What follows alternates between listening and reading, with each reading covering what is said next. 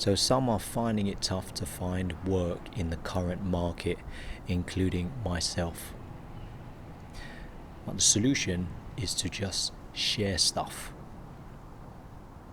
So I have my own proof, but I want to share that in the next video, which is my talk at Figma London.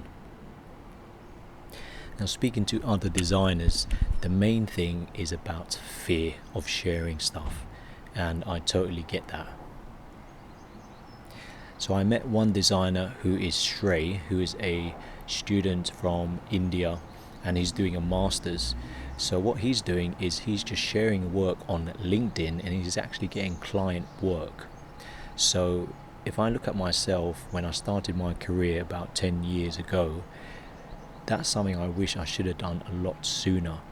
And there's other designers who again are struggling to find work, but also they have that fear of sharing their work online.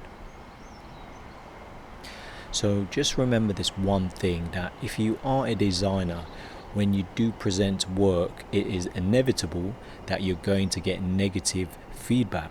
So this is something that you build as a designer, the resilience. So my next video will be about the Framer talk, and then there'll be a challenge, which is redesigning your design portfolio. So hopefully I'll see you in the next video.